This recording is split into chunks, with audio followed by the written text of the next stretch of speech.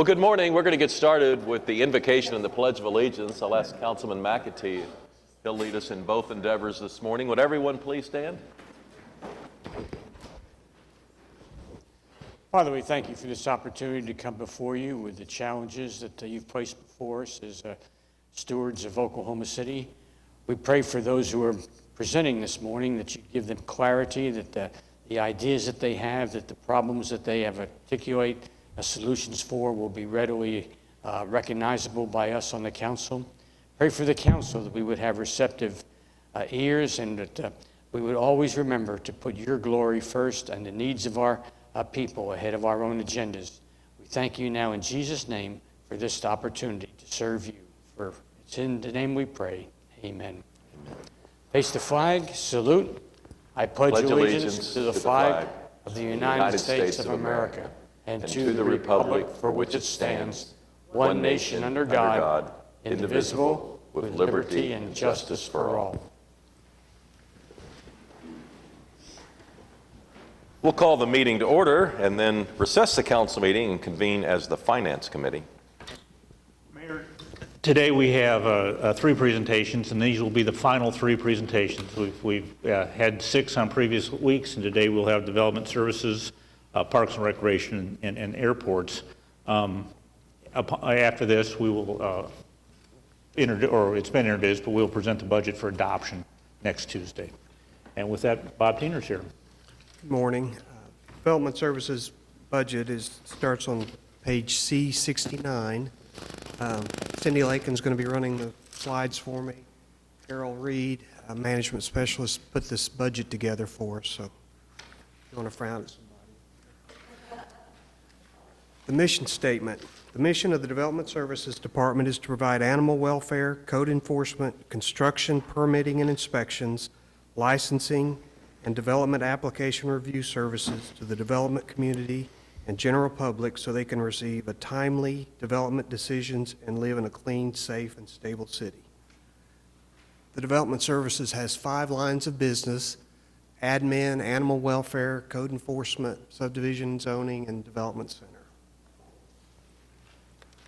Our budget summary, the proposed budget, operating budget for this year is just over $18 million. It's about a 2.61% decrease from last year's budget. Our major budget changes, we reduced 11 positions. It was across every line of business. 9 of the positions were already vacant. The other 2 have been placed in different positions in the city. So I'm going to start with code enforcement. As you're aware, code enforcement, they're responsible for the dilapidated structures, unsecured structures, the abandoned building program that you see every Tuesday. They also do high grass and weeds, junk and debris. They're doing proactive property maintenance code enforcement now and proactive yard parking enforcement. So, Bob, it looked like we lost 2 positions in code enforcement. That's correct. And we talked last week when we were looking at the Leading for Results efforts, and we talked a lot about proactive code enforcement. Is that reduction in staff going to impact our ability to continue to be as proactive as we have been? Well, there will be a percentage reduction because of the 2 positions, but we still feel that we can adequately provide that proactive service.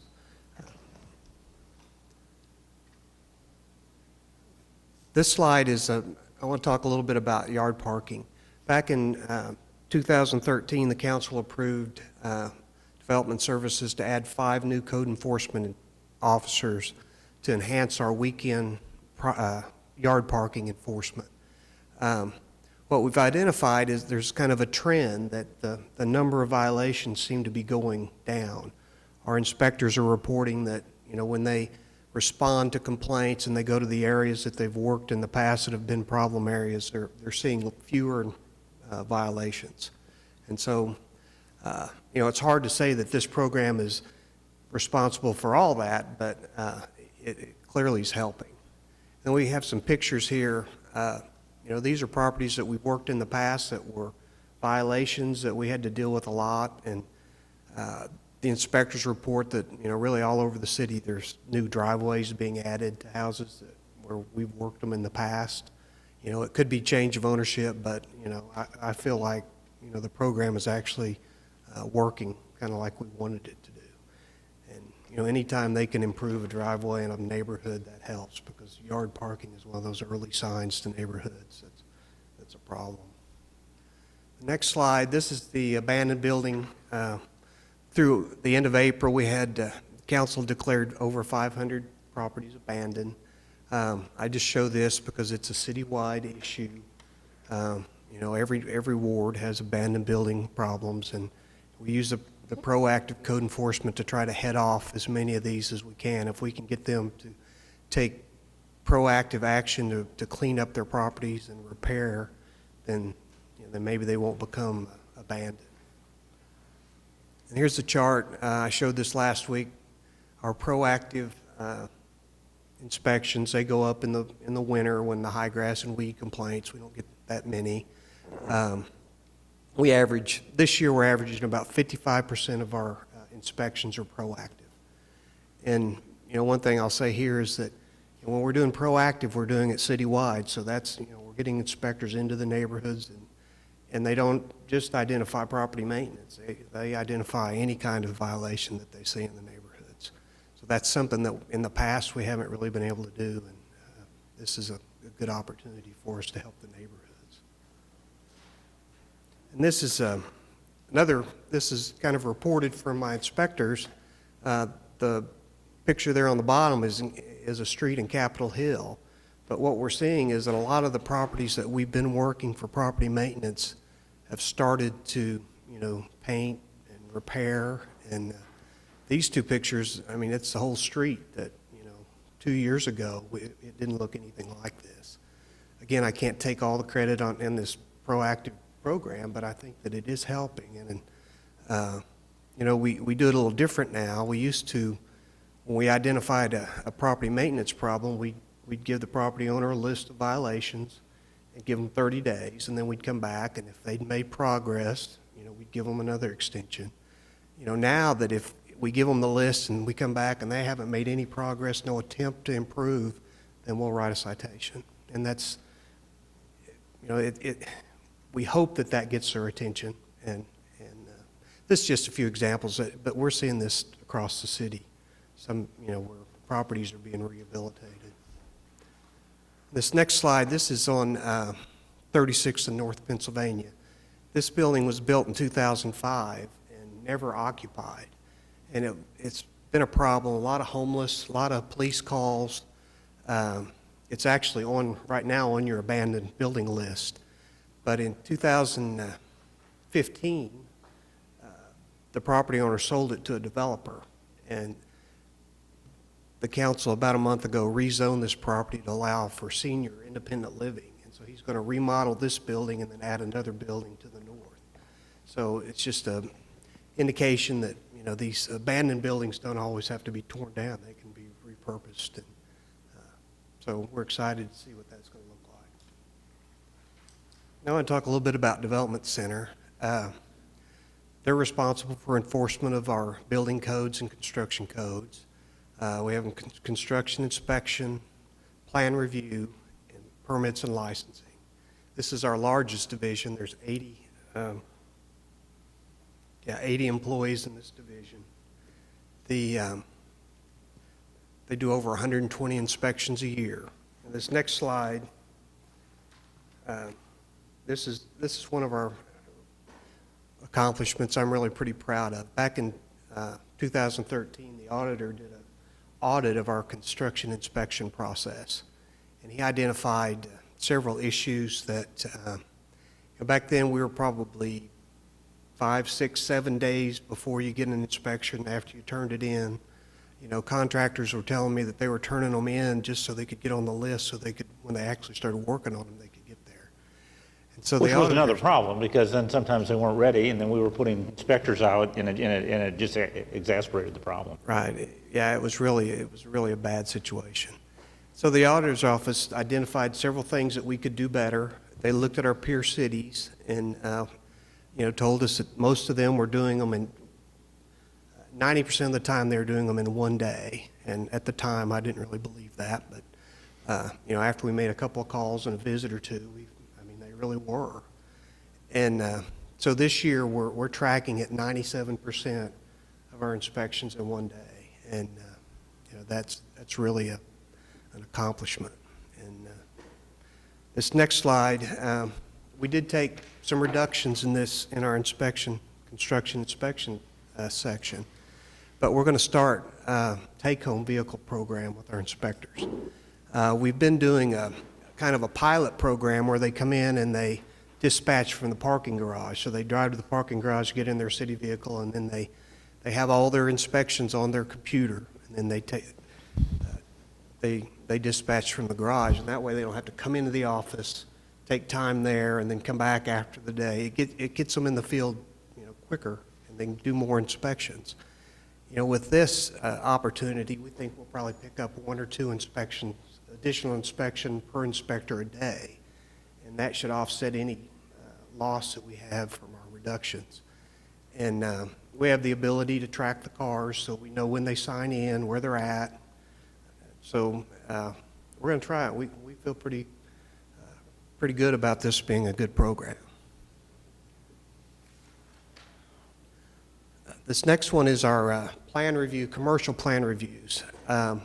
This is the first, how long it takes us to review a plan the first time it's submitted and get it back to the developer or the engineer. Our target here is 10 working days.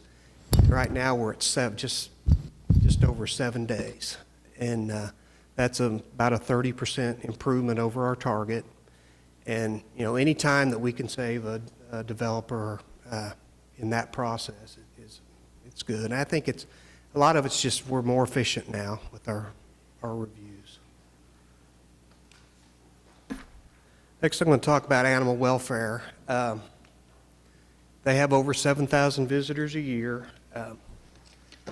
You can see there, staff told me that was the biggest horse they'd ever seen, but Enos Canner makes it look short. So he did come out and did a public service announcement for us and toured the facility.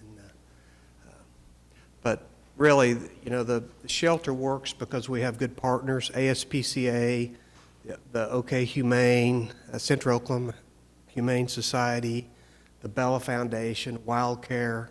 All those groups help us get animals out. We have over 130 volunteers that work with us. We have foster groups, that take animals until they're ready to be adopted. And, we really couldn't do what we're doing now without this help.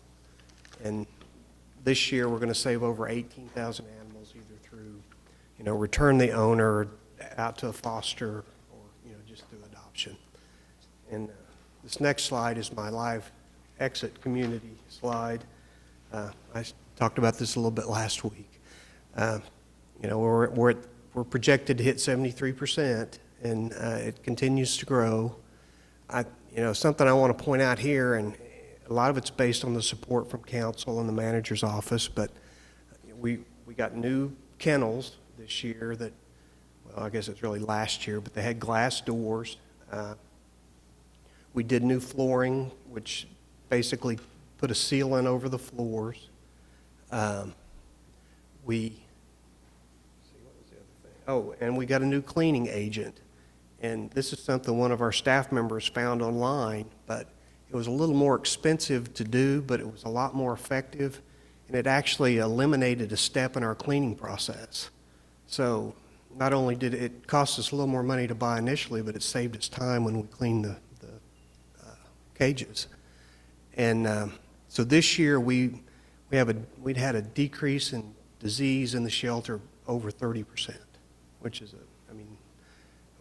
that blip there in 14 is back when we had a problem with our cats, and they had a disease that was spreading in the community, in the shelter.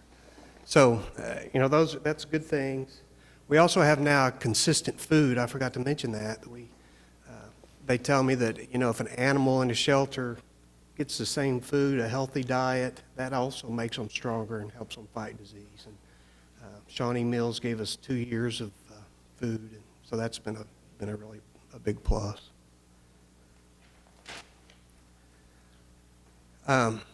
We're adding a line of a program to our line of business here. These program services we've always provided, but we've really never put an emphasis on them. Never been able to. But now we have a staff person dedicated to this.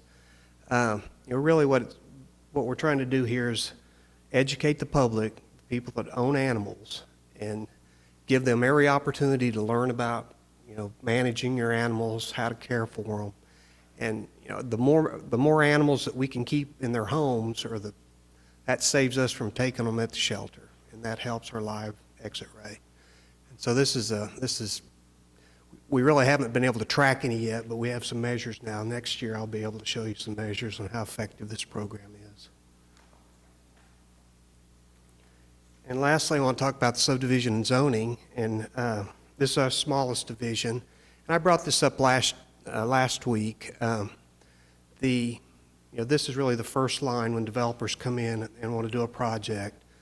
This staff, they explain the process, they make sure that the applications are complete, and then they identify problems that the developers might see. And I think this next slide kind of shows how effective that's been. This is our percent of rezoning decisions within 120 days of submission.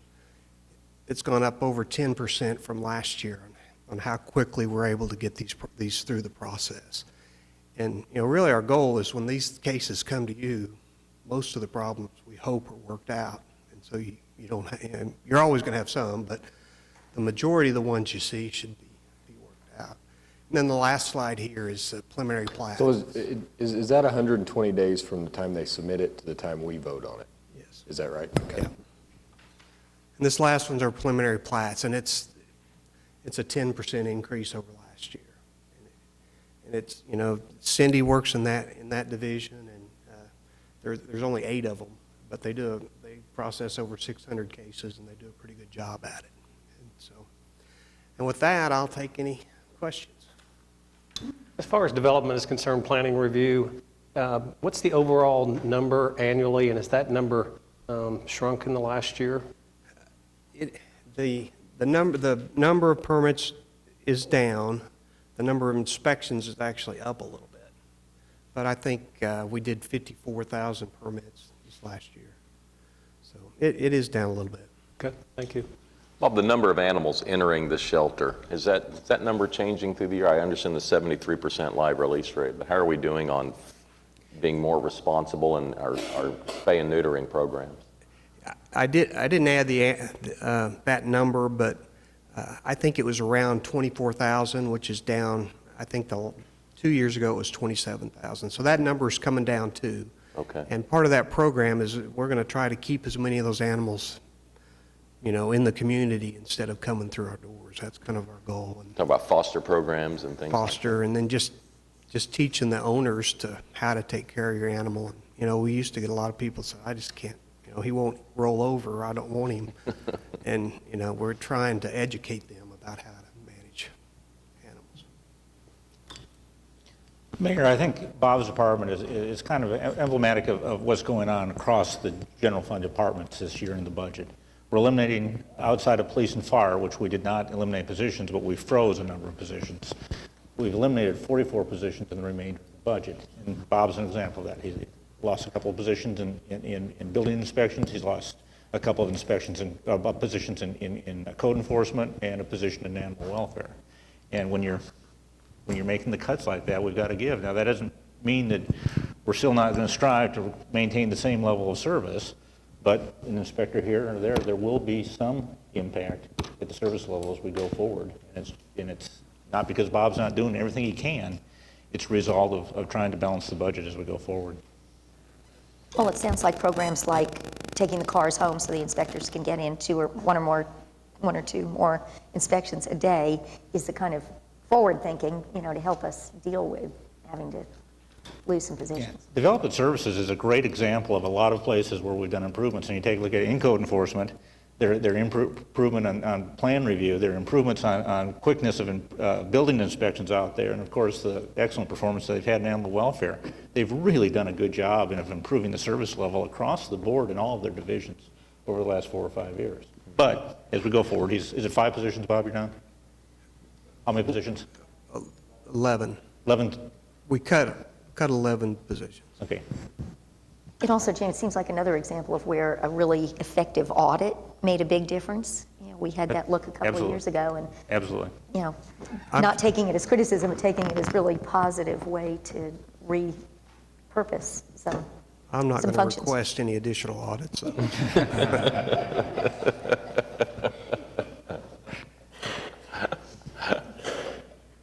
All right. Bob, thanks. Next up is Parks and Recreation, and Doug Cupper is here this morning.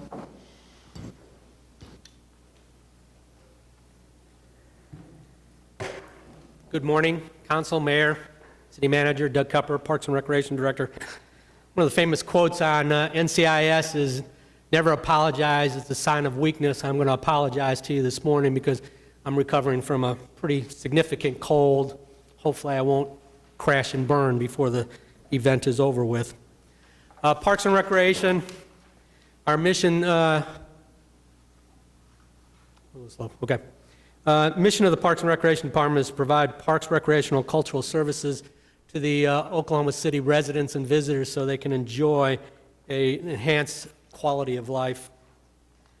Our first center of business for Parks and Recreation is our administration section. Within this section is the park planning and landscape architecture, central business office, marketing, public relations, and staff support for 6 commissions and trusts. I think one of the big things that I want to point out as it relates to the administration section is with the advent of impact fees coming online over the next 6 or 7 months and then progressively more as the next budget year progresses, our park planning section is going to be working very closely with Mr. Tiener's folks as well as everybody else in the city to make sure that we continue the success that Bob pointed out as it relates to getting plats permitted as quickly as possible. We want to be a part of that. We want to make sure that we're not a stumbling block. So we're working diligently right now on our criteriums and that sort of thing. So we're pretty happy with where we're at. We've got work to do, but impact fees will come online, and I think we'll be ready. But we want to make sure that we don't make sure that other departments, planning and development services, suffer because we hold them up. Our central business office produces over 2,400 special event permits each year, and of course, again, the trusts that we manage are the Okra and the Civic Center Foundation, the Parks and Rec, or Parks Commission, Pathways and Trails, Fish and Game. We're happy to continue that work, and we're excited about the improvements in all those areas that are going forward. And of course, our marketing staff within that organization, the admin organization, not only markets for the recreation elements, but our natural resources elements, as well as the Civic Center and Rose State. That leads us into the Civic Center Music Hall. Obviously, our biggest moneymaker is our box office, and we're taking great strides in improving our ability to generate revenues at the Civic Center by bringing our ticket sales in-house.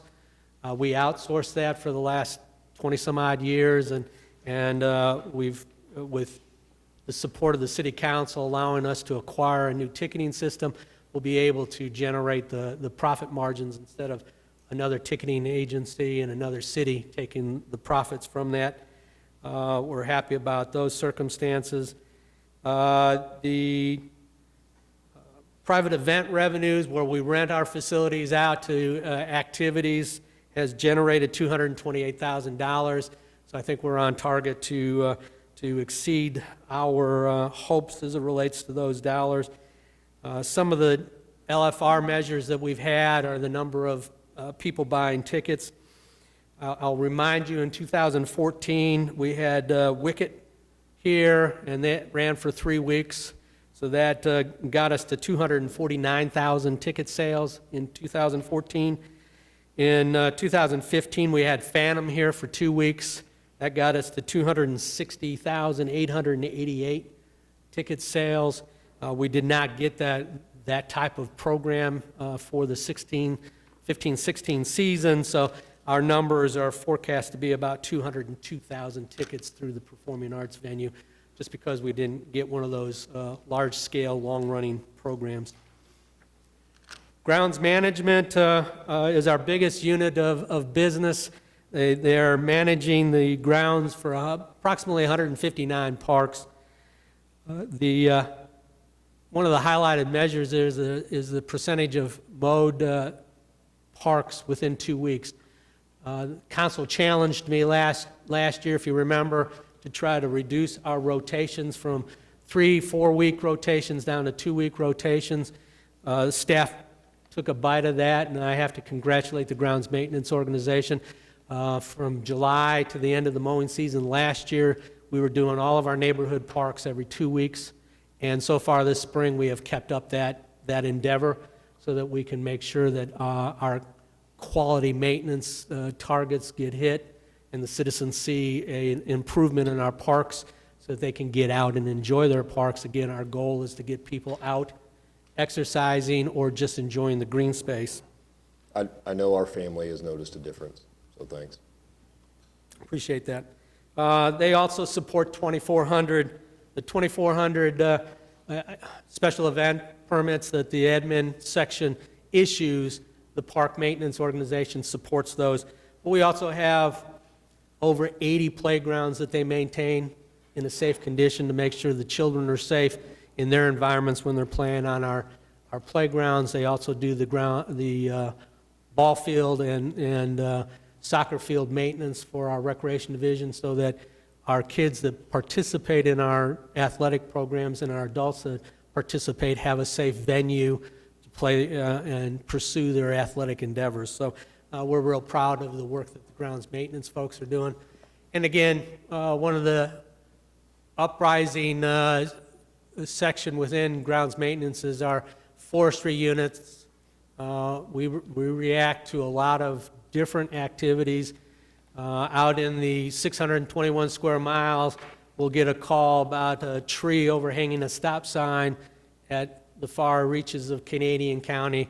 Our forestry units go out there and take care of those types of hazard abatements and things. In fact, the transit, when the bus drivers find a limb that scrapes across the top of the buses, they call us, we get out there, immediately remove it so we don't have that impediment or they have to shift lanes or anything to do their thing. So we're really responsive, but with the tree inventory that has started, that the Community Foundation has brought forward, is going to be a big addition for us in this area. Natural resources is the canal and field horticulture. Of course, we take care of all the plant material, well, probably 75% of the plant material along our canal. We do have some partners in that area that take care of certain sections of the canal landscaping, but our staff is responsible for making sure they communicate any issues that they see as it relates to that plant material degrading or becoming deceased, so that we can keep it looking up, looking good. Obviously, that group also takes care of the premier art piece, and that's the Land Rush Monument down there in the canal. And we're working right now on creating a new landscape plan, because the original plan is costing us more in time and labor and materials than it should. So we're redesigning that to make it more look like Oklahoma and be able to save some resources along those lines. Will Rogers Gardens, obviously we've had some changes out of Will Rogers. We unfortunately took out the rose gardens that were there, primarily because disease had infested them all and wiped out all of the cultures. We still have a few roses out there just because, but one of the landscape professors from OSU just visited there yesterday. We got an email from him. He says, perfect. He said, Will Rogers Gardens was perfect. So we're real excited about the work our staff has done at Will Rogers Gardens. Martin Park Nature Center, one of our premier outdoor endeavors. Again, through partnerships, we've been able to make that accessible, but our staff out there is offering programs almost every day. We've got summer camps going on out there that we never had before. Lots of activities, lots of opportunities for the children to get involved with the environment.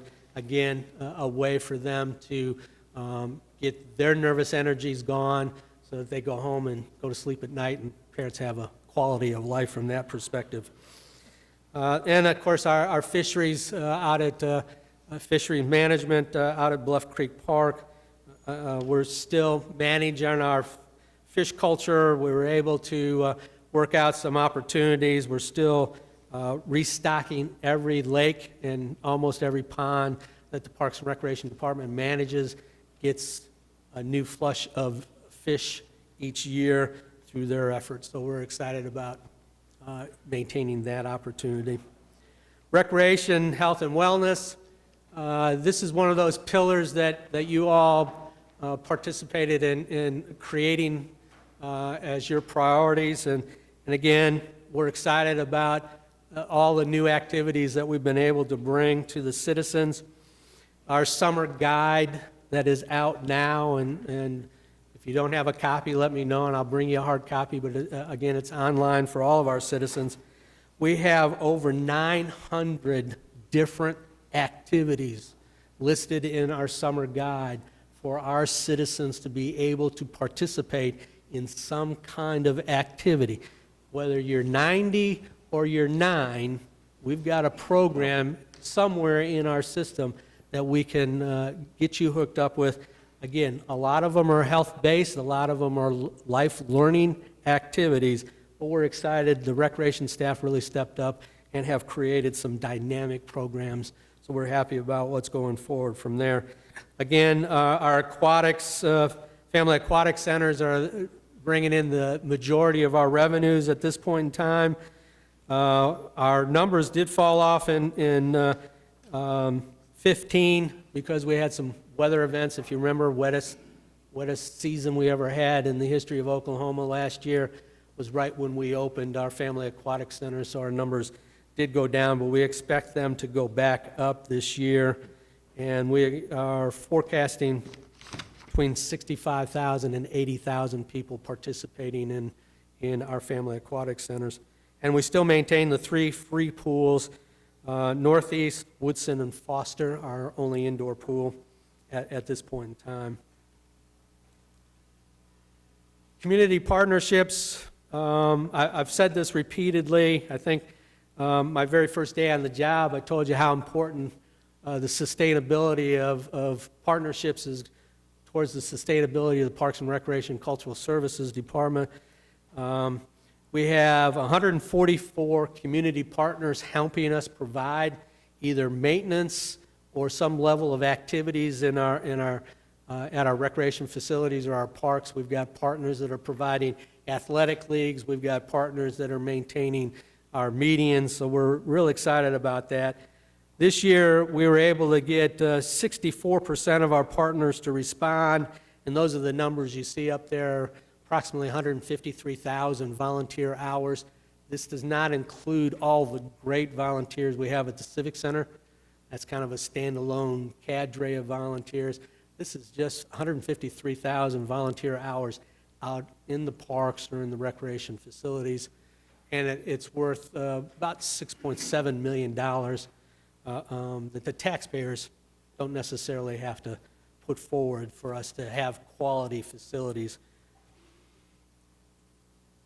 We're always trying to, again, with the City Council's support, leading for results, the council priority, enhanced recreation opportunities and community wellness. And you can read what we've decided what that means. And it's, it really comes down to provide convenient and attractive options for citizens in our parks and recreational facilities. How can we get more elements out there? How can we get the citizens participating in our assets that we have? And again, our summer guide was a good starting place. staff tells me that they actually counted each element that was in that guide, and we are offering 1,250 activities this summer alone. Some of the leisure trends, just like the audit that Bob went through, we audit ourselves. We want to measure our results against other municipalities across the universe. Well, not necessarily the universe, but at least the United States.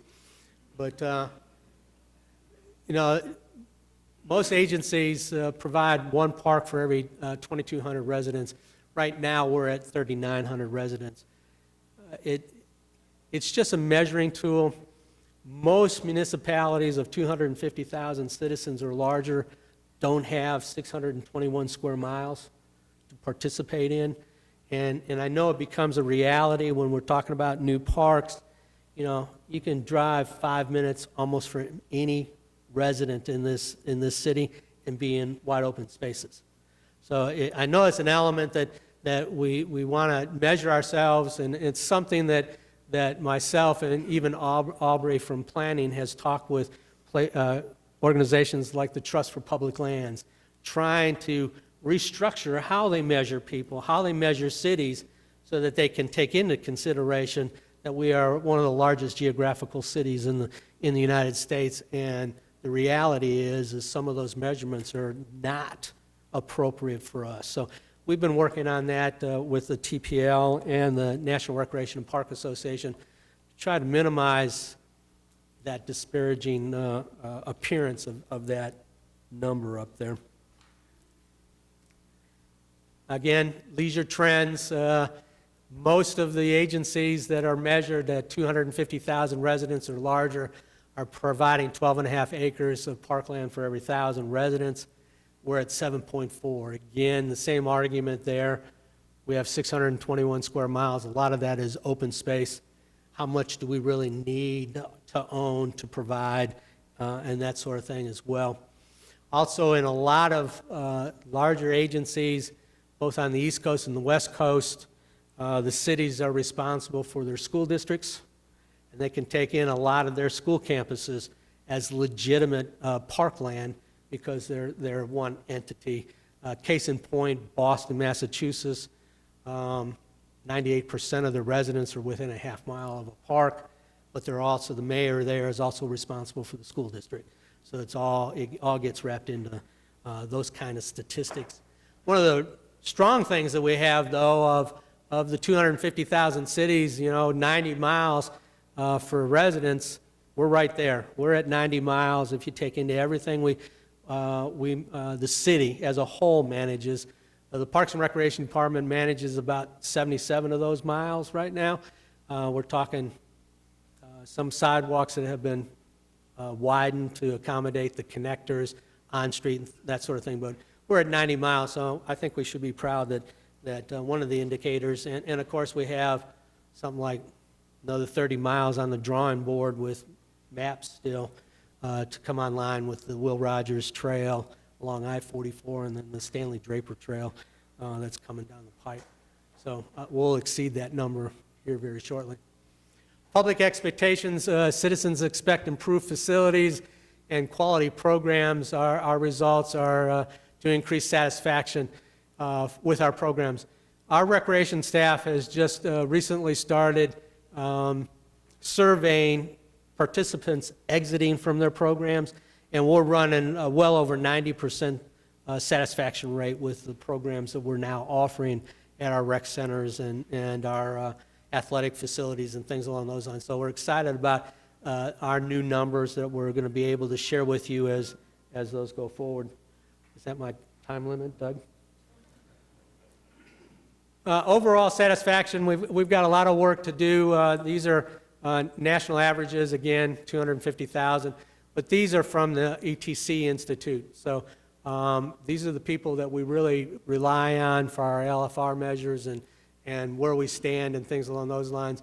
But we're creeping up on that maintenance of local parks. I think we should be able to exceed that expectations if we can manage to maintain the 2 weeks mowing rotations.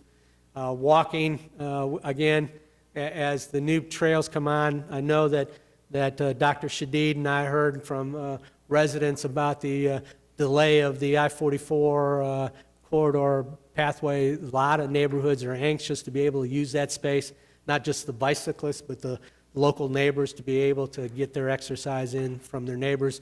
So I think we'll be able to exceed that here very shortly. Aquatic facilities, we do have room for improvements. According to the Park and Rec plan that you all adopted in 2014, shows that we need some additional family aquatic opportunities out in our city because it's so broad. And we've taken great strides on our outdoor athletic facilities. The Window Whiz and Hunt facility is a prime example of that. We hung on to that, we're managing that, we're programming that. Citizens are very enthusiastic about the quality of that. They're wondering when we're going to do more.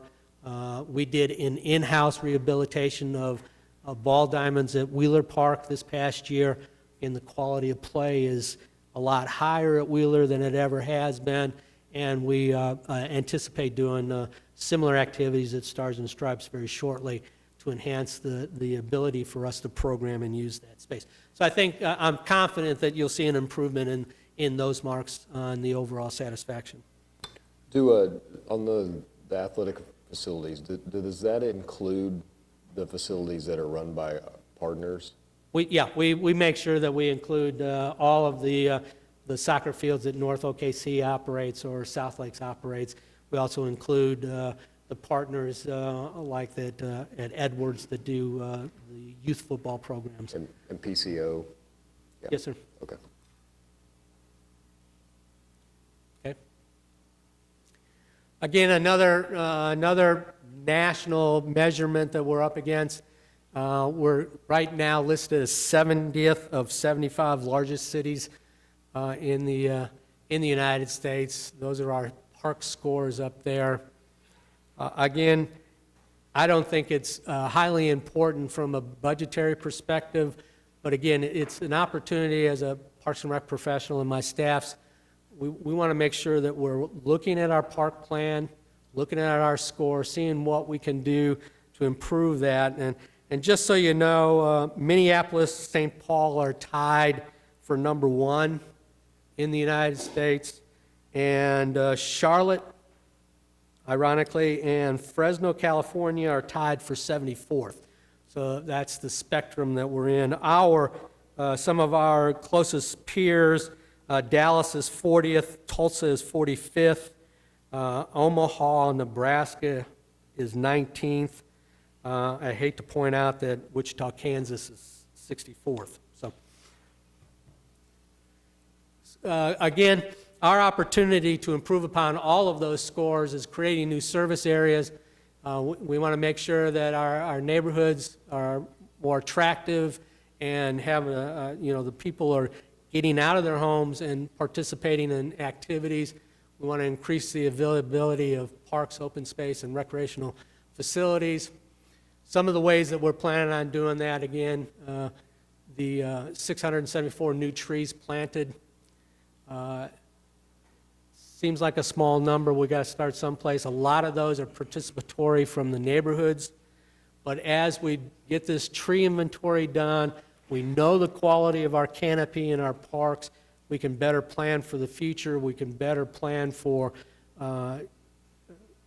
seeking grants and opportunities, get outside resources to help improve the quality of our urban canopy. We'll be able to tell you what the value of those trees are, both from a carbon footprint perspective as well as an economic impact. Again, the classes that we're now offering, the Civic Center is a $33 million economic impact on our community. We want to make sure that the Civic Center continues to have golden opportunities to provide for our citizens, either through nonprofit organizations that we host there or seeking additional programming for the dark nights through our own efforts. We want to continue that. And again, we want to strive to get a higher number of our citizens within a half mile of a park facility. And again, the City Council is allowing us to take that next step towards that goal by including the impact fees and the ability for the developers to get credit for creating those neighborhood parks so that we don't have to use our resources, but we can start acquiring those numbers and actually capturing those as park elements because of the half-mile circumference that we put around those new developments. So we're excited that we'll be able to improve on those numbers as well. Again, the tree inventory, I won't go through that. We'll know what the benefits of our tree canopy is and the importance to our community and the quality of life as soon as that's done. The new trails that I already mentioned, the neighborhoods along that I-44, they're all excited about being able to participate and get their exercise in. Again, it's going to help us create those new service levels, and I think the citizens will have give us a higher score going forward in the future. One of the things that we're proud of is we reopened Taylor Rec Center on the south side. The neighborhood really embraced that. We had a very successful performing arts venue on the north side of town at Northeast Optimist. A lot of children have gone through that program. Some of them have gone on to stardom on the national stage. We're going to be offering that program, similar programs down on the south side of town at Taylor Rec Center, so we're excited about that. Also, Chris Hamilton from our recreation division manager went after the homeschool kids. The EPIC program is a homeschool program, and each child gets a certain level of kind of like a punch card to acquire their extracurricular activities so they can get credit for it. They can pay for those. They can pay for a membership to a health club. They can pay for a participation in the league. We've managed to get on their radar. We've been certified by EPIC so that those kids that want to go to the Taylor or Northeast Optimist and get in that performing arts program, they can use that dollar amount to participate in our programs and get credit for it through their school system. So we're excited about that. Again, the advent of the Southern Oaks Learning and Health Facility down at Southern Oaks Park. We're continuing to work on that project, and we're excited about the opportunities that this is going to bring to our center south side residents. In fact, I found it so important that I will be addressing the National Parks and Recreation Association Congress this fall, talking about this specific opportunity. And the Education Committee embraced the idea completely for us to put this program on. Capital improvements that we've done, obviously the City Hall campus has now been brought online. It's starting to look really glorious out there.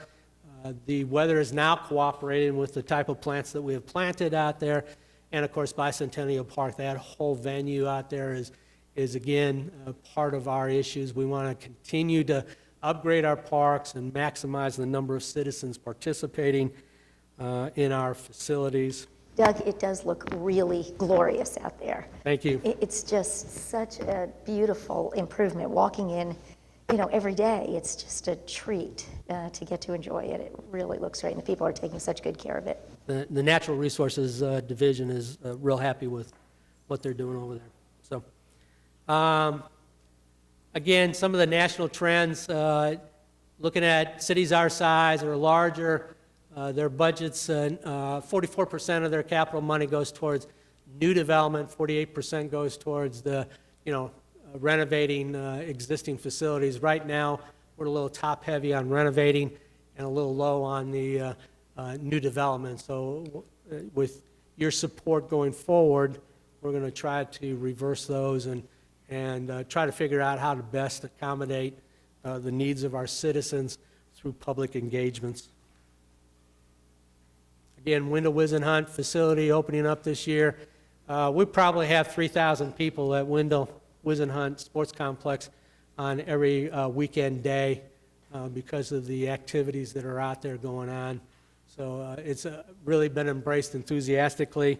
Our baseball diamond is so good that we have a number of high schools ask us if they could use our stadium for their home game. So we're excited about being able to improve upon that partnership with the school district and continue providing, again, for all of our citizens.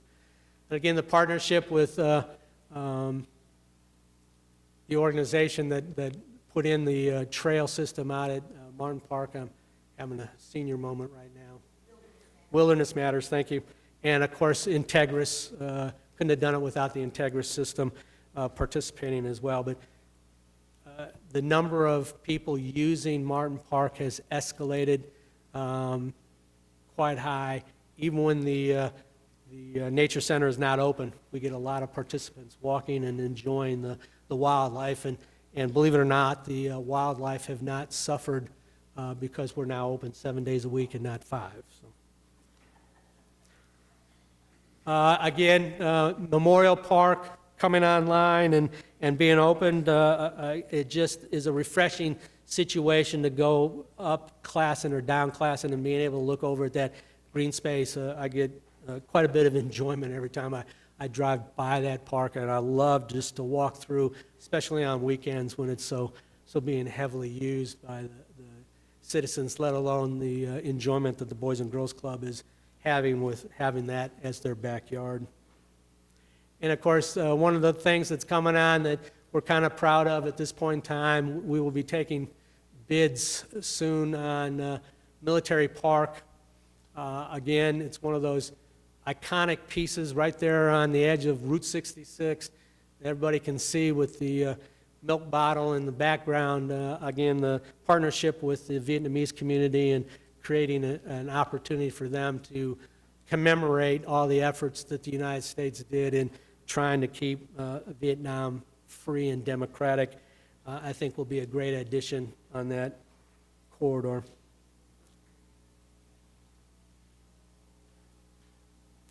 One of the things that I told you that I wanted to try to do is become a little more self-sustaining. When I first stood before you back in 2014, I think this shows that we are working towards those ends. Our revenues in 2014 was a little over $630,000. Right now, and this is for a 10-month period, we're at $846,000. So we've been able to go up a pretty good level, but at the same time, we're still providing a lot of free programs, a lot of no-cost programs for our children. We're also finding partners to help help everybody participate in our program. So even if it's a fee-based program like swim lessons, we're finding partners to give us scholarship dollars so we can offer free swim lessons in those areas of town that needs it the most. So again, we're not going to price ourselves out of business. We're not going to become one of those elite ranked facilities. We want to make sure we're providing for everybody. So the more that we create, the more we're trying to find those partners to help us make sure that we are sustainable and we can offer the scholarships. Just again, national trends. Most cities of our size or larger are generating about $9 per capita. We're at $1.91. Again, agencies of our size recovered 29%. We're at 4.9. So we have room to grow, and again, through public engagements and talking with our neighborhoods, seeing what they need, what they want, again, finding those partners to help us, I think we can inch our way up, again, providing some revenues for the general fund. The crux of the matter today is our proposed budget is $33,002,000. We're about 5.5% below where we were last year. We have reduced our staffing levels a total of 7 positions. All of those positions were vacant. We didn't have to put anybody out on the street, so we're real happy about that. But our real operating budget is $26,773. Some of the other dollars are the non-operating budget dollars of $5 million. That mostly is our partnership We take a partnership dollars in that goes into that non-operating budget, so we have the authority to re-spend that money for those scholarships. It's also our oil and gas revenues, so that we have the opportunity if a project goes over budget or the bids are higher than what we anticipated, we can cover some of those shortfalls through our oil and gas funds. We actually deleted 12 vacant positions, but through last year's budget process, we created some new positions with your permission, and to make those, trying to figure out the best way to say it, we had to make those positions whole. So we took vacant positions to fund those new positions that were approved basically last year. We're deleting 620,000 line items from our budget. We'll buy a few less chemicals and that sort of thing. I think we'll manage the system pretty well. And of course, one of the things that balances out those 12 vacant positions was as MAPS 1, the funding goes away, those positions in the canal area that were funded from MAPS 1 money have to be either eliminated or rotated over to the general fund budget, and that's what we've done. We've rotated a nursery worker that works in the canal area from MAPS 1 funding to general fund funding. I'd be happy to answer any questions. You mentioned capital improvements at Stars and Stripes, specifically with regards to the ballpark facilities. Can you explain that, when it will occur, what's going to be done?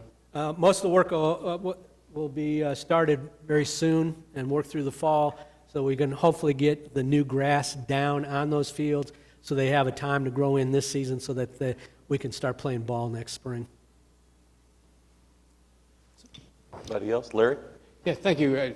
You mentioned that you're going out and talking to people and listening to the needs of our citizens. It's time for a commercial, I think. Thank you for your staff willingness to come out to the southwest area of Oklahoma City next Tuesday night for a presentation and a listening session with the neighbors out there as far as what their future park desires are.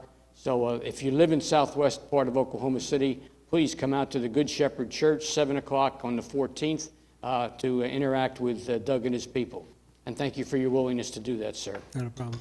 Ed? I want to echo what Larry's saying. I'm so grateful for your commitment to public engagement. It's something, I appreciate your enthusiasm. It's something you can't fake. You did what Larry's talking about for James and I in Ward 1 and 2 is a great meeting.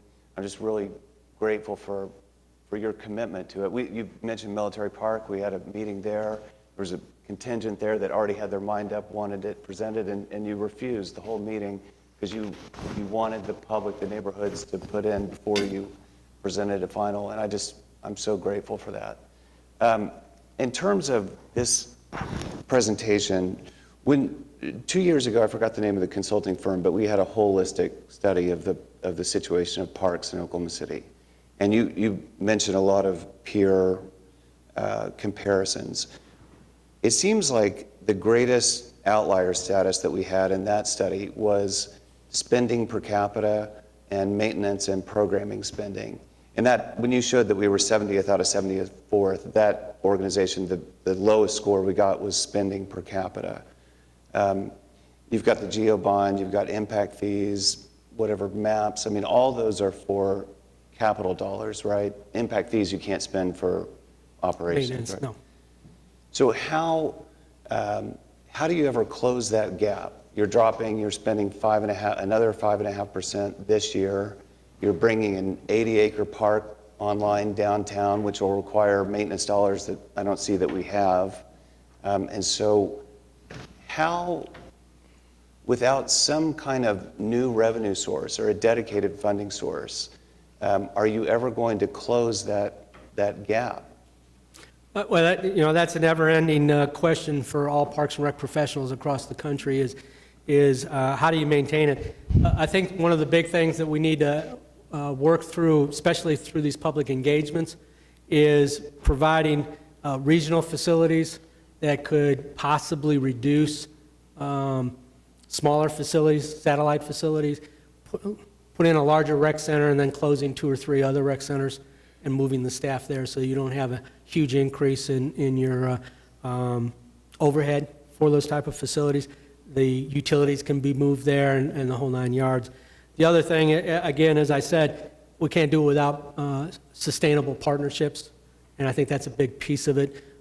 Case in point is the way we're approaching the MAP senior health and wellness facilities, getting partners to step up and taking on the recurring cost of those facilities. I think that's one of the Parks and Rec professionals cut their teeth on that type of activity back in the 80s, and especially in this corridor that we're in. When the last oil bust came, we learned how to find those partners and try to get them to carry the weight of the recurring costs. But do any of our peer cities have a dedicated funding source? Like we have a 1/8 cent sales tax for the zoo, for example. Yes, there are quite a few cities that have, and the closest one that I can think of is down in the Metroplex of Dallas. Trying to remember the name of the city, but they have a 1/2 cent sales tax specifically for parks and recreation. Yeah, when you look at the comparison from city to city, you really do have to delve into the details of how the data is collected. For instance, in some cities that oversee the schools, they count all the school playgrounds as parkland. Well, we have like 200 schools. Some of them are available to our citizenry, some of them are not. But a city like Chicago counts every playground because their parks department provides, maintenance for all of those grounds. You can imagine how those numbers get skewed. We have the state fairgrounds, which is actually a city park, but we have a nonprofit entity that provides the management and upkeep of that facility. So that doesn't show up in these numbers. The Boathouse Foundation is, again, city-owned property with tremendous capital investment by the city, but it doesn't show up on these numbers because the Boathouse Foundation runs it. And perhaps the biggest example is the zoo. The zoo has a $20 million budget, $14 million from that 1/8 of a penny that Ed referenced. You count ticket sales, I'm guessing 20 million or so is in that budget. In some cities, their parks department's involved in the operations of their zoo, and so that skews their numbers accordingly. I've even seen studies that when they look at recreation areas in a city, they count the reservoirs. Not just the area around it, but the water itself. You can imagine if you count our reservoir land, suddenly our park numbers look a lot different. And so there's a number of organizations that try to compare cities, and I've never looked at one that I said, this is apples to apples. Because cities report data in different manners because they have different responsibilities. So it really is difficult to try and put all of that together and to have some sort of number that you can compare with some sort of confidence. Yeah, you're exactly right, Mayor, and that's one of the things, as I said, Aubrey Hamilton and myself have been talking to these national organizations and trying to figure out how the best way to get our numbers reevaluated. But some of those assets that haven't been counted in the past, we're now counting. So the new numbers should start to see that. The zoo land is incorporated in Lincoln. We count all of Lincoln now and make sure that it's, the Softball Hall of Fame, the zoo, the museums, the golf that are out there, courses. the golf courses. So we're now looking at, we're one of those cities that are now claiming the reservoirs because we provide recreational opportunities through fishing, boating, and other activities on our reservoirs. So we're actually, in fact, starting to claim 22,000 acres instead of only the 5,800 that are hardcore parkland. So we're trying to close the gap on that, legitimately closing the gap on that because we are providing recreational opportunities on a wide variety of real estate that may not be specifically park, but are available for recreational opportunities. So we are trying to close some of those gaps. Yeah. Okay. Doug, we're proud of it, and I think our citizen satisfaction ratings, kind of reflect that the citizens of Oklahoma City are very proud of the improvements we made. Keep in mind, we went 20 years, mid-70s to the mid-90s, without passing a bond issue for parks. And I think we've caught up, but if we had 2 or 3 bond issues in there, the Parks Department would look different today. I think so. You just can't go 20 years and not invest in your parks, and And fortunately, we're 20 years beyond that and doing a lot of really nice things. Thanks. I think that explains why 95% of the money that we're spending is renovating rather than new. So, that totally made sense to me when you showed that slide. I would, before I leave the podium, I'd like to have my senior staff stand and be recognized. Thank you guys for helping participate. Thank you. Uh-huh. And next up is the airport operations with Mark Cranenberg.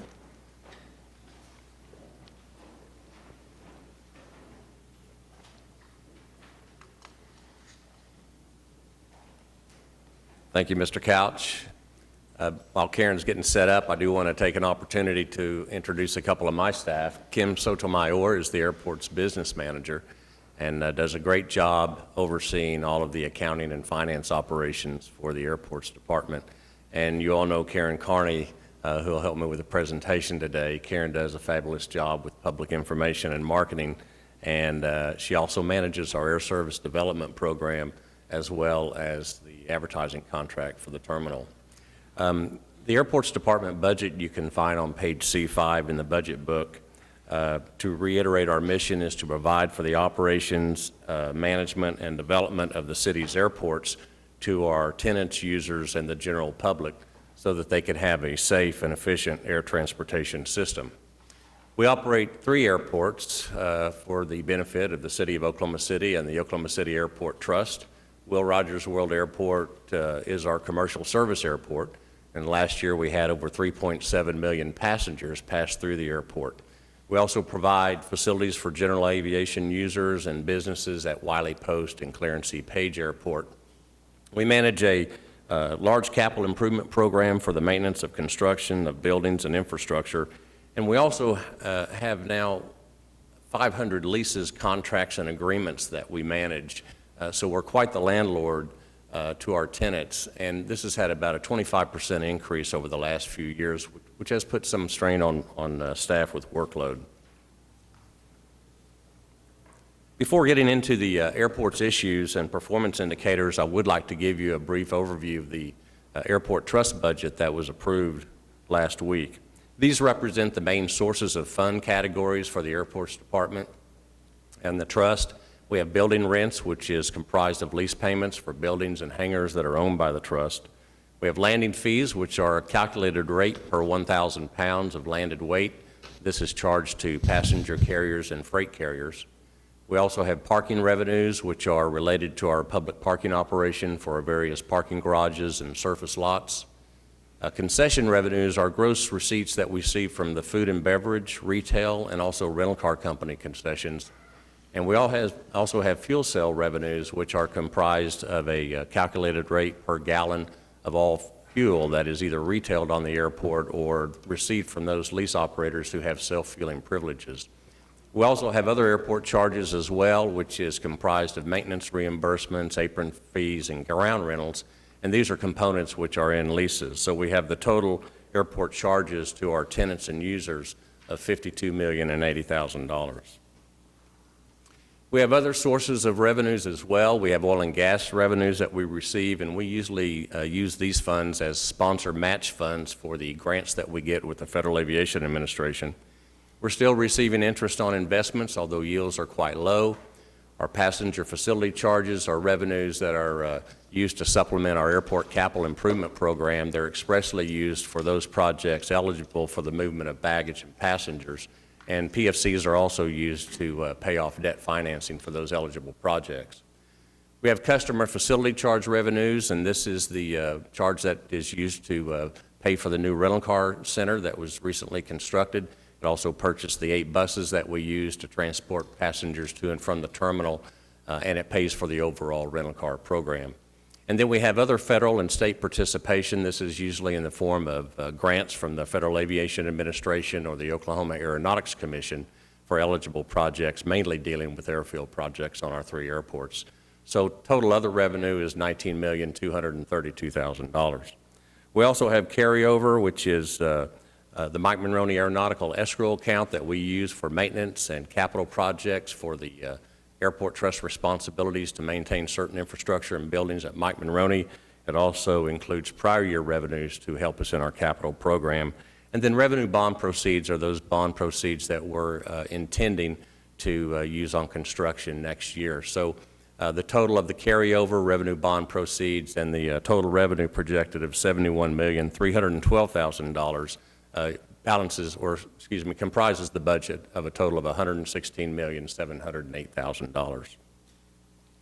In looking to the department operating expenses and uses of funds, we have other services and fees. This is the category where we have our major contracts, such as our parking management contract, our aircraft rescue and firefighting, janitorial and supplemental security contract. We have commodities, which is various services and supplies, debt requirements that comes mainly from the prior financing of projects such as the last terminal renovation, the most recent parking garage that was constructed, as well as the new rental car center. And then the transfer to the airport's cash fund, this is the department operating account. So total operating expenditures is projected to be $43,655,000. We also have reserves, which are funds estimated to occur next year that we'll be using on future capital. And then we have a significant capital outlay projected next year of $68,301,000, and that's to balance the budget.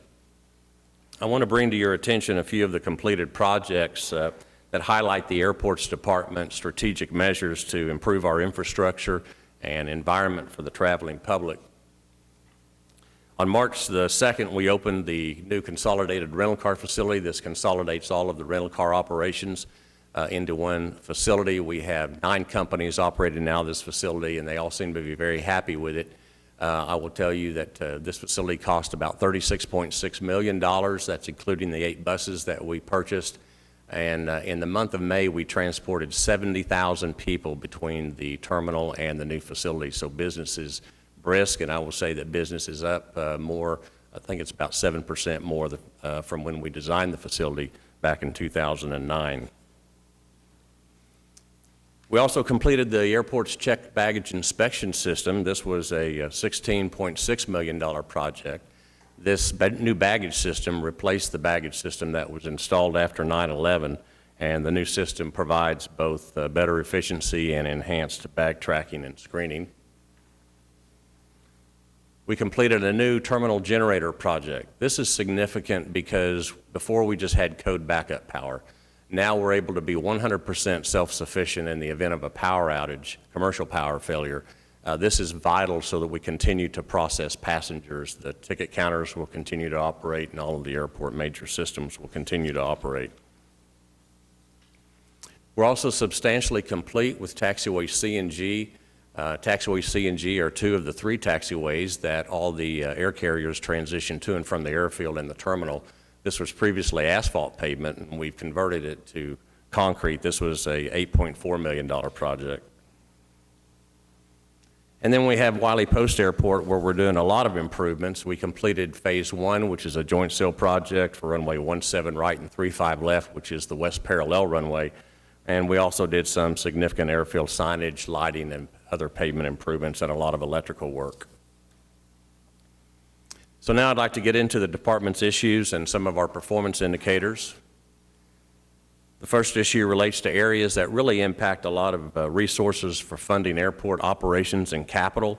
The nature of the airline industry is that revenue sometimes can be very volatile depending on what's going on with regard to activity. For instance, the number of air carrier operations and the number of passengers can affect various revenue categories. From a single passenger, we can receive revenue from parking revenue, concession revenue, and a passenger facility charge. And I have a couple of examples that show the volatility of the revenue. We also have increases in cost of providing services. A few examples would be supplemental security or janitorial contract, as well as jet bridge maintenance. Our strategy is to increase and stabilize airport revenue. Here's a good slide that I want to spend a minute on just to talk about one of our measures that tracks the percentage change in food and beverage and retail growth. Our goal on this is 2% a year. Just point out in fiscal year 11 and 12, to start on the left side of the graph, that's actually a few years ago when Parity's, the retail concessionaire, closed many of their stores to do some remodeling. and you see the benefits of that in FY 12 and 13 when those stores reopened. And then the food and beverage provider, Delaware North Concessions, introduced the new concession, coffee bean and tea leaf. You can see the following year we had still a good bump in our revenues concessions. In FY 14 and 15, the lounge, you may remember, was closed as Delaware North renovated that, and now we have the new Cross Greens Brewery, and that's what we're seeing the benefits of in fiscal year 15 and 16. We also track the change in parking revenue per transaction, and this again is a volatility issue for us at the airport. Point out in FY 12 and 13, we have a major bump in revenue transactions because the off-airport operator was impacted severely by one of the tornadoes that went through that year. The next 2 years, we still saw some parkers we believe that we were able to retain. I think they liked parking at the airport, the proximity of parking and getting into the pedestrian tunnel, so we were able to keep some of those parkers on airport. And then we have a 1% growth so far in FY 15 and 16, and that's mainly because some of our garages have undergone some maintenance.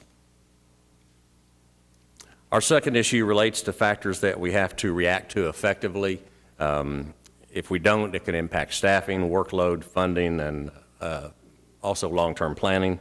I've already mentioned how air carrier operations and air carrier activity can affect resources, but we also have fluctuations in the aviation industry. I've always said, so goes the economy, so goes general aviation. There's a direct correlation to the number of operations at the airports, at Wiley Post in particular, and how the economy is doing. And then we also have our development initiatives on the east side of the airport as we try to get ready ourselves for development with the improvements of Taxiway H and the realignment of Portland Avenue, and the Airport Trust is now constructing the north phase of Portland Avenue. And we also have environmental and security requirements, and often these come in the form of unfunded mandates, and we've been dealing a lot with TSA issues. Our strategy is to improve the airport environment for our travelers and tenants through long-term infrastructure and improvements. One of the measures that we have in this issue is in the commercial line of business, we track the percentage of airport certification work orders that are complete within 3 days. A certification work order is really derived from the FAA annual inspection we get, where we are inspected in 13 major categories, and we have to pass that inspection each year in order for air carriers to continue to operate out of Will Rogers. Our operations staff subsequently inspects ourselves on those 13 areas and then notify maintenance, and we're doing pretty well with a target of 90%, and we have 96%. Sometimes weather can prevent us from getting out on the airfield to take care of those. We also track the percentage of days with zero security incidents. Our target is 97%. We're a little bit shy of that at 94%. We have hundreds of people that have access to sterile and secure areas, and many times we'll have tenants or users fail to secure doors or baggage doors or airfield gates. In the general aviation line of business, we track the percentage of itinerant takeoffs and landings at Wiley Post. The target is 70%. We're not quite there at 68%. I think it's because we had our runway closed down for some period of time, and that'll continue to be the case for the next couple of years. But just an itinerant takeoff is basically an out-of-town operation, landing and takeoff. It's not locally based. That's amazing to have a 70% target. We looked at this track for several years before the manager wanted to put this in the LFR program, because when you have 70% of your traffic itinerant, that means commerce is being transacted in your city. Most of this is business aviation. We also track the percentage of days the airport has a runway closed. We track this at general aviation and the commercial airport, and we're at 8% on the target. We're much higher than that. Again, we will bust this target the next couple of years as we do projects mainly at Wiley Post Airport. In the property management and development line of business, one of the measures I'm really proud of is the percentage of project cost as a result of change orders and amendments. Our goal is no more than 5% a year, and you can see over the years we're historically below that. So staff's doing a great job managing the projects. I want to talk about an example of a project that's upcoming to, again, highlight our commitment to improve the airport environment. Talk about the terminal expansion project a little bit. It was very apparent when we went into design that what we needed to do, and I mentioned this before a few months ago when I brought to you this project, was we had several barriers that we had to eliminate. Primarily, we have to demolish the cargo building, which is on the east end of the terminal building, And then we have several utilities that we need to relocate and realign. 2 of those are with private telecom communication companies, and we have some water and wastewater improvements that we'll be making on the terminal ramp. To talk about the terminal project itself, the larger project, it's still a budget of estimated to be $74.8 million. The staff is just getting through 60% design on this. To remind you, the purpose of this is to increase gate capacity. It's also to dramatically improve passenger processing with our security checkpoints, taking all of our checkpoints and going to a central security checkpoint, and we'll be converting our existing checkpoints into meter greeter lobbies, and we'll be also increasing some airport functionality with airport operations and police.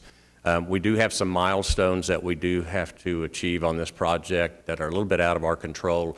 We're hoping that this project can be complete in 2019, but we do have a passenger facility charge application we have to get approved with the FAA, and we're not sure the timeline of that, but we're working on that application as we speak.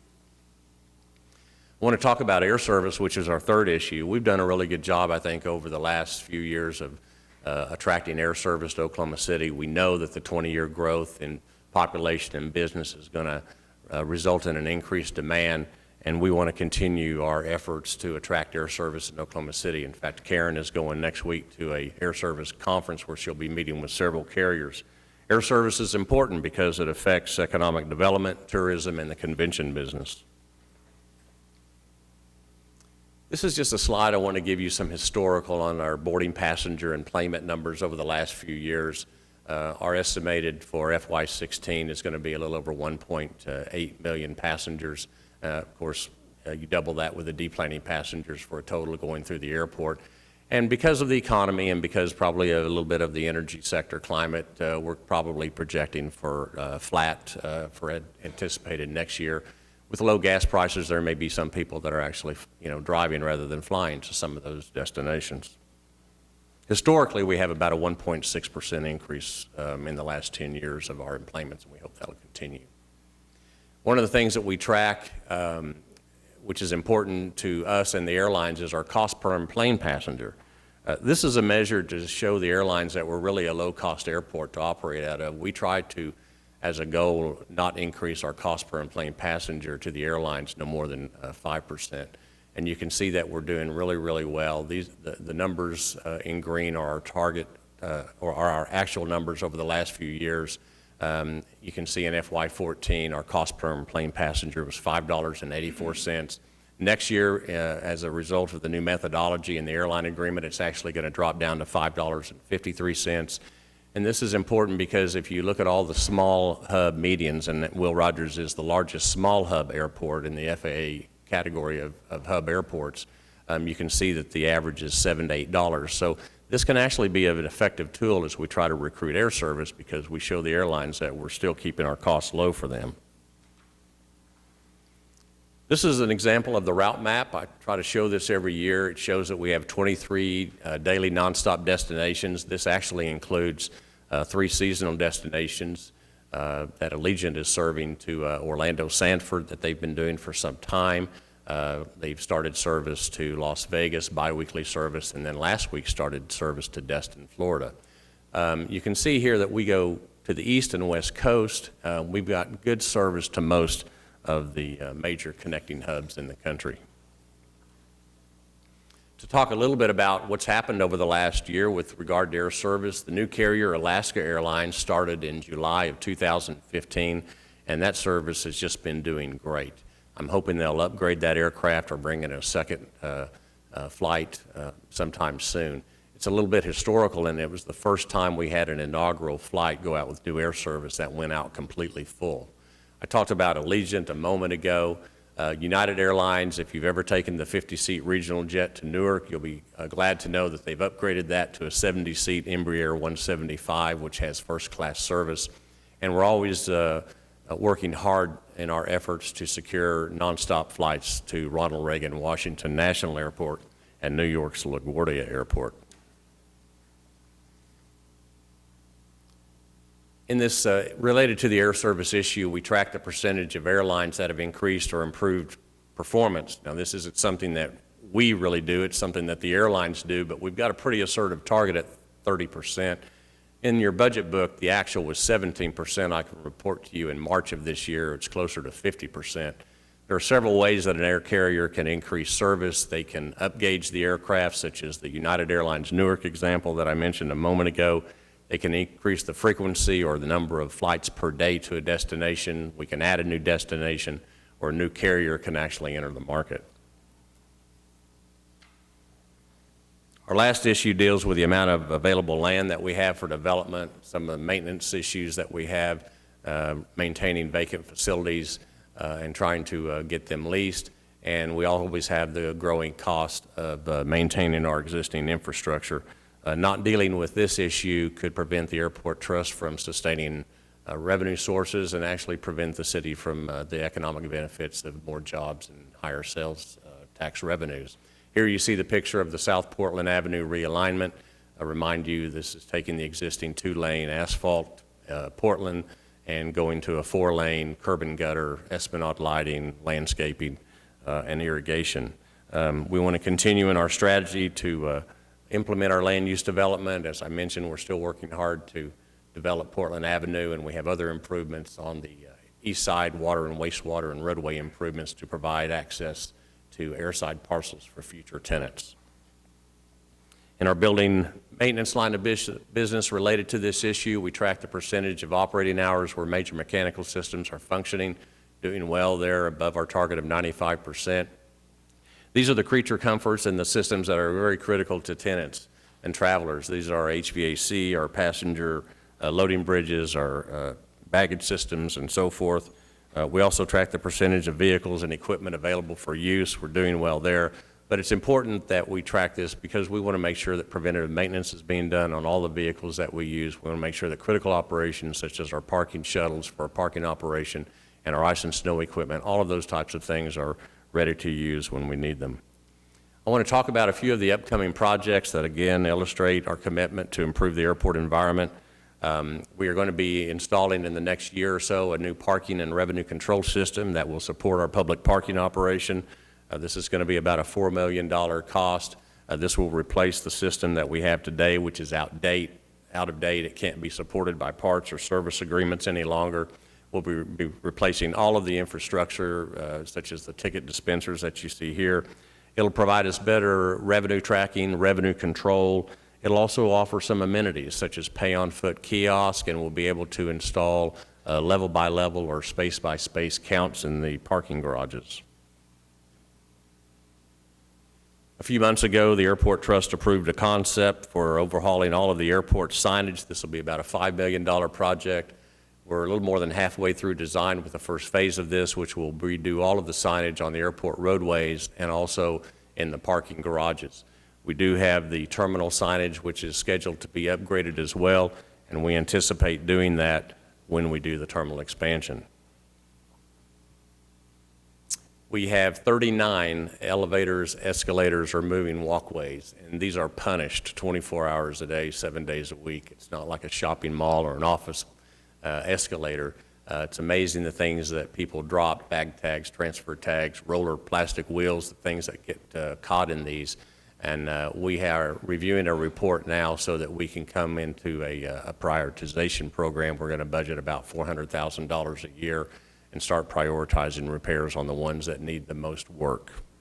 Mark, are you going to work on the one that's in the little, when you come out of the parking garage, Yes. the little, they're so tiny. That's called Station 2 is what we refer to. And yes, we have a separate report that actually I received preliminary report this week on Station 2.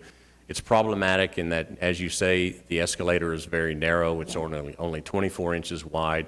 It doesn't handle the size of today's carry-ons, and it's difficult for a lot of people to manage. We'll most likely be taking that escalator out and putting in a brand-new elevator. We actually have 2 elevators there at that location now, so we'll have 3 elevators, and so that'll be a big help. I think that makes a lot of sense. It's down constantly, and it does not accommodate. I mentioned Wiley Post Airport's going through almost a complete overhaul of the airfield. We'll have 8 airfield improvements for phase 2 and 3. I won't get too detailed on them. One project's going to be $5.8 million. The other's anticipated to be about $4.1 million. And this is to do the work on Phase 2 that we're underway with now to rehabilitate the main runway and also do continued improvements with airfield lighting, signage, and pavement work. Our proposed cash fund budget, again, is the department's operating account, and this is organized by our line of business. The total is $17,602,000.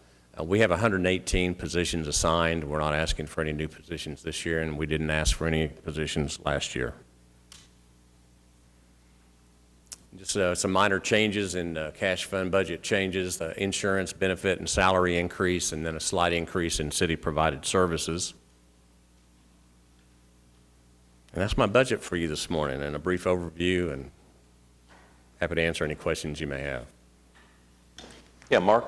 You mentioned itinerant flights and takeoffs, and I think you said there's an increase in that business. Do we have adequate facilities for the future if that business increases, such as runways, maintenance facilities, service facilities, et cetera? We do have adequate capacity for pavements at both Will Rogers and Wiley Post and Clarence E. Page Airport. Yeah. I mean, the only thing that came to mind was, you know, we used to have a lot of those flights going to downtown Air Park, and that's no longer there. And I was just wondering for the future if we have adequate runway space. We do. Our challenge at Wiley Post Airport actually is because we're getting more larger aircraft into Wiley Post. It can handle, you know, business aircraft today are huge. A business aircraft today is a Boeing 737 in some respects. Now that couldn't go into Wiley Post, but everything less than that could. But our challenge now is to make sure that we work towards, when we do improvements on our runways and taxiways, that we take the opportunity to try to strengthen them for the higher load limits that larger aircraft will bring. The other question I had is, as far as parking spaces at the airport, with the move of the rental car agencies, did that provide us with more parking spaces? Yes, we've already given the public parking operation about 100 more spaces. Several years ago, the ready return spaces in the bottom of the two-story was only 300 spaces, and I gave up 100 more spaces in the public parking for Garage B, the original five-story garage, so that the rental car ready returns could be increased to 400 spaces. Now that they've relocated to the new rental car center, we've captured that. We have not yet opened up the two-story underground because we have a project that hopefully we will bid at this month's trust to do a joint seal and a control joint project on the upper level, which is the short-term parking. So we'll probably be shifting all of that parking over into one side of that garage and then doing the upper and lower halves remodeling and then switching them over to the other side before we can repurpose that lower level. Okay. But we will eventually be opening that back up to the public. Thank you. Yes, sir. Market area that we've talked about a lot is the concourse from the parking garages into the airport, and you've done a fantastic job upgrading that. Lighting, paint. Thank you. Made a big difference. We're receiving lots of comments on that. It was very drab. Yeah, it's great. Mark? Yes, sir. You've heard me talk before about the Will Rogers statue that's out front, and the concept of with the way that we funnel passengers into the airport, hardly anyone sees it. Yes. Has there been any talk about moving that inside or moving it to another more highly trafficked location? We haven't. We can explore that. There's even less people now seeing that now that the rental cars are out from under the two-story. So we can look at that. Okay. I remember I was there at the ribbon cutting, and then I kind of like forgot about it for like a decade. And then I remembered that we had it and went to find it. But it's a beautiful piece, and it just seems like we ought to put it in a position that more people could see it. I can imagine that's not an easy thing to move. It's a giant piece of art. Yes. Okay. We'll look into that, though. Thank you. Mark, thanks. You bet. That completes our presentations for this morning. All right. We'll adjourn the Finance Committee and reconvene the council meeting. We have comments from council. James? I have a request. If we could have a conversation, it can be a brief conversation about salaries for council and mayor, and maybe we look at so many different peer cities when we're trying to figure out salaries for other positions. I wonder, Jim, if we can just figure out what the peer, and I have no idea, $12,000 for council, can't imagine there's too many that are $24,000 for mayor. Maybe the council, I have no idea. I'm just asking if we can do a peer comparison. Sure. The last time we changed it was coming up on 17 years ago. And that would require a vote of the people, but I'm just wondering where we are compared to other cities. Thanks. Larry? Just like to pass on some accolades of praise for the folks in West 10. This past Saturday, they had their first auto show at the corner of Rockwell and Northwest 10th. When I was out there around noontime, they'd already had 38 very expensive, fancy vehicles on display out there. Their goal was to make this a destination point for people to come into the West 10 area and do business and to recreate and fellowship together. So it's a first step forward, and my hat's off to the West 10 people for taking that on and for getting an excellent start on the revitalization from the business side of the West 10 corridor. Thank you, Your Honor. David? Meg? Just a quick one, Mayor. I really wanted to thank the fire department and the police last night dealing with a pretty significant fire down in the farmers market area. The Buddy's Produce building sustained an awful lot of damage, and I was going to hope to catch Bob, but I really would like to ask if code enforcement could go out and take a look at it. This is either the second time in 3 years or the third time in 5 years that building has had a fire, and it sits in the middle of a lot of other historic properties and could be perceived as being a danger. So I think we need to take a look at that. There was so much going on in downtown Oklahoma City this weekend, I can't even talk about it, but congratulations to the Pro-Am gang, 3 great bike races in 3 different districts, Midtown, Film Row, and Automobile Alley. The Y had an outdoor Y Without Walls. Goodwill had their Peace, Love, and Goodwill in Myriad Gardens. There were thousands of people there from 11 o'clock to 9 o'clock at night. It was just amazing. And Class and 10 Penn neighborhood had their community get together. And it also went through the evening with an outdoor screening of Little Rascals for the kids on Saturday night. And it was all just a huge success. So we've got neighborhoods doing things everywhere. All right, John? Mark? Just briefly, this Friday, June 10th, Bluff Creek Park will have the ribbon cutting for the new conservation garden. If you don't know much about this, the gardens are at 4 different places in Oklahoma City, and they are plants for your own landscaping at your own home, and they're conservation friendly. And so this is a wonderful opportunity for people to come out and see the park. It's 10 a.m. Friday, June 10th, Bluff Creek Park, 4551 West Hefner Road. And the following week, on June 17th at the park, there'll be a picnic and plant talk program where you can learn about the plants that are in the park, so you can decide if you want to put some of those conservation-friendly plants in your own backyard. Okay. Thank you. Thanks. City manager reports? Nothing this morning. All right. Citizens to be heard? All right, that'll do it. Thanks, everybody. We're adjourned.